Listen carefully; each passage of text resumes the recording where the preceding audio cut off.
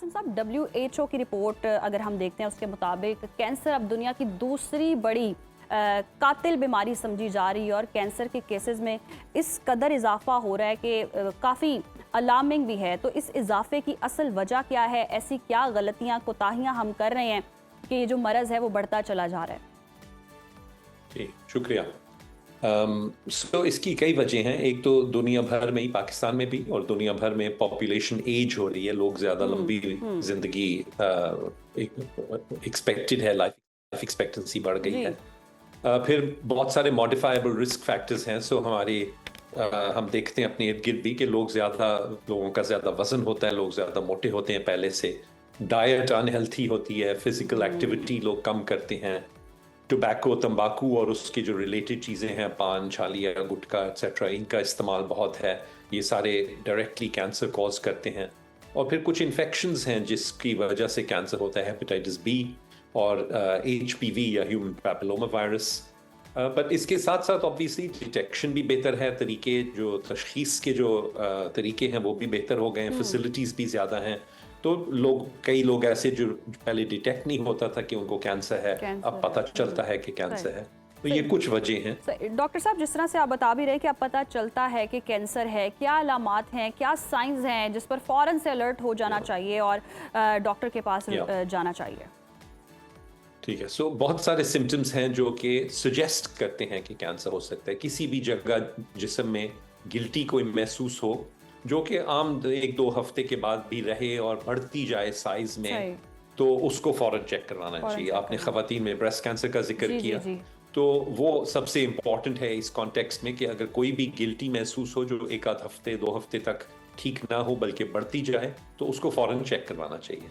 इसके अलावा अगर 10% से ज्यादा आपके जिस्म का वजन कम हो जाए किसी वजह के बगैर, आप डाइट नहीं कर रहे, सर्टेनली एक्सरसाइज नहीं शुरू की, अगर कोई लंबा बुखार हो, कहीं से भी खून आ रहा हो, दांत साफ करते हुए मसूड़ों से, नाक से, खांसी के साथ, पखाने या पेशाब के साथ, तो ये हो सकता है। मैंने गिल्टियों की ऑलरेडी जिक्र किया। बुखार अगर कोई लंबा चल रहा हो 1-2 हफ्ते से ज्यादा, तो ये सारी अलामात हैं जो सजेस्ट करते हैं कि कैंसर हो सकता है और इनमें इस सूरत में फ़ौरन चेक करवाना चाहिए। अच्छा डॉक्टर साहब, ये भी बहुत अलार्मिंग है कि पाकिस्तान में हर साल 10,000 के करीब जो बच्चे हैं वो कैंसर का शिकार हो रहे हैं। बच्चों में इतनी बड़ी तादाद में क्यों ये मरज़ जो है वो फैल रहा है? यहाँ पे पेरेंटिंग में कोई मसला है? पेरेंट्स क्या उस तरह से टेक केयर नहीं कर पा रहे हैं क्या? नहीं, ऐसा आई डोंट थिंक कि पेरेंटिंग से रिलेटेड है। कुछ कैंसर्स बच्चों में कंजेनिटल होते हैं, यानी कि पैदाइश से ही होते हैं, या फैमिलीज में कोई जेनेटिक एब्नॉर्मेलिटी होती है जिसकी वजह से होती है। एक बहुत इंपॉर्टेंट फैक्टर है कि कजन मैरिजेस की वजह से इसका लाइक्लीहुड या इम्कान बढ़ जाता है। और कजन मैरिजेस हमारे यहाँ भी बहुत कॉमन है और इसका बहुत ज़्यादा साइंटिफिक एविडेंस है कि कजन मैरिजेस हार्मफुल हो सकती हैं, अडल्ट्स में भी पर बच्चों में भी। बच्चों में अच्छी खबर यह है कि बहुत सारे कैंसर्स का मुकम्मल इलाज मुमकिन होता है अडल्ट से ज्यादा। अगेन, इस तरह की कोई अलामात हो बच्चे में तो फौरन उसको चेक करवाना चाहिए। अच्छा डॉक्टर साहब, ये माइंड की कितनी गेम है? क्योंकि कैंसर जैसा वर्ड सुनते साथ ही पहले ही इंसान हवास बाख्ता हो जाता है। मतलब हम भी अगर डिस्कस कर रहे हैं और कैंसर का वर्ड सुने तो पेशेंट ने क्या रिकवर क्या होना है, वो पहले सुनते साथ ही बीमारी में जो है वो धंसता चला जाता है। तो मेंटली कितना प्रिपेयर होना चाहिए, स्ट्रांग होना चाहिए सुनने के बाद? अगर तो इनिशियल स्टेज पर है तो क्या फौरी तौर पर करना चाहिए? ये बहुत इंपॉर्टेंट पॉइंट है। कैंसर वाकई बहुत स्कैरी लफ्ज़ है, लेकिन अच्छी खबर ये है कि पहले से बहुत ज़्यादा कैंसर्स के ट्रीटमेंट अवेलेबल हैं और बहुत सारे कैंसर्स जो हैं उनका मुकम्मल इलाज मुमकिन है। इसके लिए बहुत ज़रूरी है, जो हमने अर्लियर भी बात की थी, कि अर्ली स्टेज में पकड़ा जाए कैंसर। यानी कि ख़वातीन के ब्रेस्ट कैंसर की अगर हम बात कर लें, छाती के कैंसर की, अगर स्टेज 0 या स्टेज 1 में वो पकड़ा जाए तो उसका 99% से ज्यादा मुकम्मल इलाज होने का इम्कान है।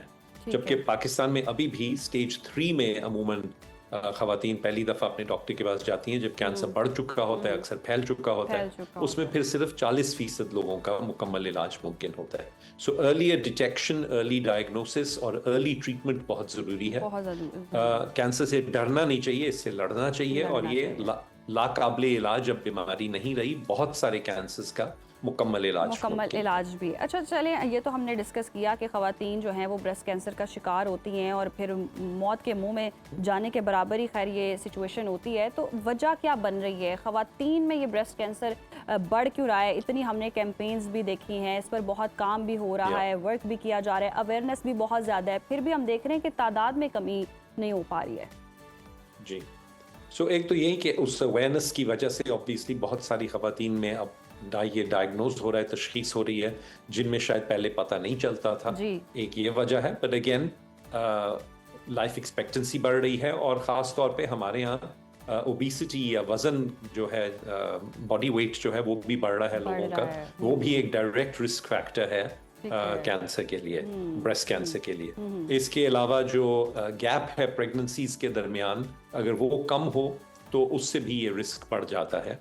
और इसीलिए ब्रेस्ट फीडिंग जो है वो भी प्रोटेक्टिव है ब्रेस्ट कैंसर को, वो उसका इम्कान कम करती है। तो अगर ब्रेस्ट फीडिंग हो तो अमूमन उसकी वजह से जो वक्फा होता है बच्चों के दरमियान वो बढ़ जाता है, तो इसलिए भी वो प्रोटेक्ट करता है ब्रेस्ट कैंसर के खिलाफ।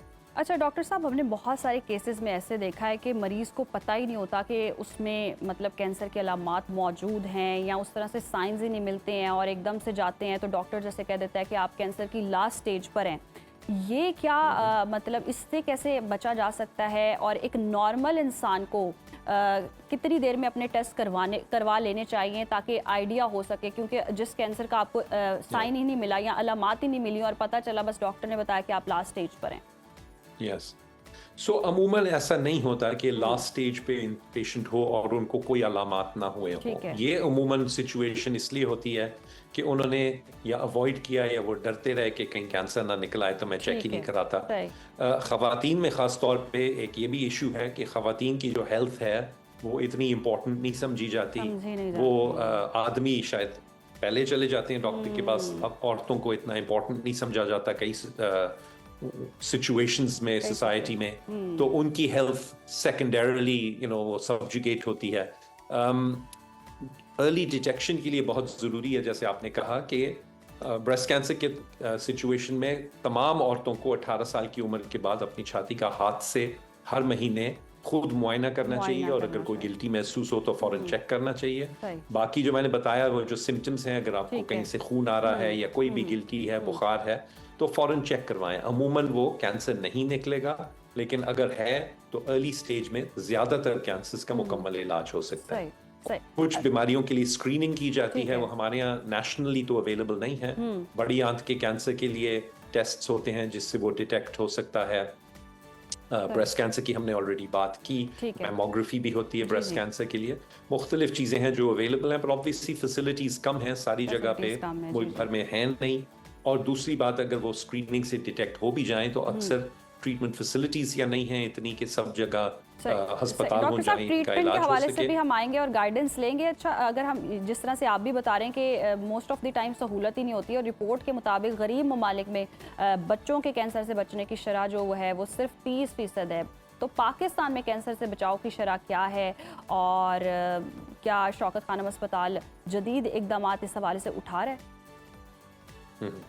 सो हमने एक्चुअली इसके ऊपर काफ़ी डेटा अपना पब्लिश भी किया है और आजकल दोबारा एक सीरीज हमारे यहाँ से पब्लिश हो रही है, जिससे ये पता चलता है कि स्टेज फॉर स्टेज हमारे यहाँ वही सर्वाइवल है शौकत खाने में जो वेस्ट में है। ठीक है, फ़र्क ये है कि अगर हम ओवरऑल ब्रेस्ट कैंसर को देखें फॉर एग्जांपल, तो वेस्ट में 85 से 90% सर्वाइवल होती है। पाकिस्तान में वो तकरीबन 45 से 50% है। बट ये इसलिए नहीं है कि हमारे यहाँ ट्रीटमेंट इनइफेक्टिव है, वो इसलिए है कि वेस्ट में ज्यादातर लोग अर्ली स्टेज में आते हैं अपने डॉक्टर के पास एंड देयरफॉर उनका इलाज ज्यादा मुमकिन है।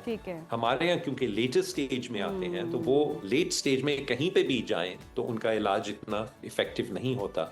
तो ये वजह है, वरना हमारी स्टेज बाय स्टेज बच्चों में भी और एडल्ट्स में भी वही रिजल्ट्स हैं। जो डॉक्टर साहब, जिस तरह से कहा जाता है कि कैंसर का इलाज बहुत महंगा है, अब थोड़ा इस हवाले से बात कर लेते हैं। शौकत खानम जो है वो शौकत खानम अस्पताल खास तौर पर वो मरीजों का जो बोझ है वो मुसलसल उठा भी रहा है और मुसलसल बढ़ता भी चला जा रहा है और बड़ा बर वक्त इलाज भी किया जाता है। लेकिन जो मौजूदा मुआशी बहरान है उसमें कैंसर जैसे महंगे इलाज के लिए फंड्स की फराहमी कैसे फिर यकीनी बनाई जाती है? कैसे मुमकिन हो पाता है कि इतने मरीजों को फैसिलिटेट किया जाए? या सो एब्सोल्युटली, सो शौकत खाना में 75% से जायद जो मरीज हैं उनका कंप्लीटली मुकम्मल इलाज फ्री किया जाता है, बच्चों का भी बड़ों का भी। सबसे पहले लाहौर में, जो कि अब 32 साल से ये अस्पताल चल रहा है, उसके बाद पेशावर में जहाँ 11 साल से हमारा अस्पताल चल रहा है, वहाँ पे भी इसी तरह फ्री इलाज किया जाता है। बट क्योंकि इतने ज़्यादा मरीज हैं, इसीलिए हमने लाहौर के बाद पेशावर में दूसरा अस्पताल बनाया ताकि हम ये ज़्यादा से ज़्यादा मरीजों का फ्री इलाज कर सकें। और अब हम तीसरा और अपना सबसे बड़ा कैंसर अस्पताल कराची में बना रहे हैं, जो कि इस वक्त ज़ेरे तामीर है, लास्ट स्टेजेस हैं फिनिशिंग की, और वो इंशाल्लाह 29 दिसंबर इसी साल को खुल जाएगा और वहाँ पे भी इंशाल्लाह इसी तरह फ्री इलाज किया जाएगा। ये इसलिए मुमकिन होता है क्योंकि लोगों को यकीन है कि जो वो हमने ज़कात और अतियात देते हैं वो सही जगह पे लगती है और बाकी मरीजों के ऊपर खर्च होती है।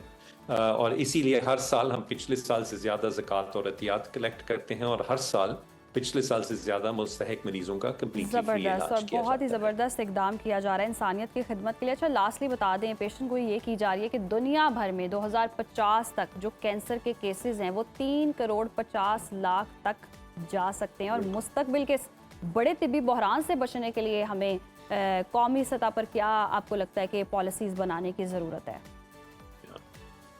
मुख्तलिफ चीज़ें हैं जी, एक चीज़ तो नहीं है। एक तो ये है कि अर्लियर डिटेक्शन और अर्लियर डायग्नोसिस बहुत ज़रूरी है कि जितनी जल्दी बीमारी का पता चले उतना ही मुमकिन है कि उसका मुकम्मल इलाज हो सकेगा। पर इसके साथ साथ ऑब्वियसली ज़्यादा फैसिलिटीज़ हमें गवर्नमेंट को भी प्राइवेट सेक्टर को भी इन्वेस्ट करना पड़ेगा कि तशखीस की जो सहूलियात हैं और इलाज की जो फैसिलिटीज़ हैं, हॉस्पिटल्स, क्लिनिक्स वगैरह, वो ज़्यादा से ज़्यादा डेवलप हो और मुल्क भर में हो, ताकि लोगों को अपने घर के करीब ये इलाज मुयस्सर किया जाए। फिर ऑब्वियसली उसकी जो कॉस्ट है वो भी सिग्निफिकेंट है। ब्रेस्ट कैंसर फॉर एग्जांपल 12 से 15 लाख रुपया लगता है उसका मुकम्मल इलाज करते हुए, छाती के कैंसर का।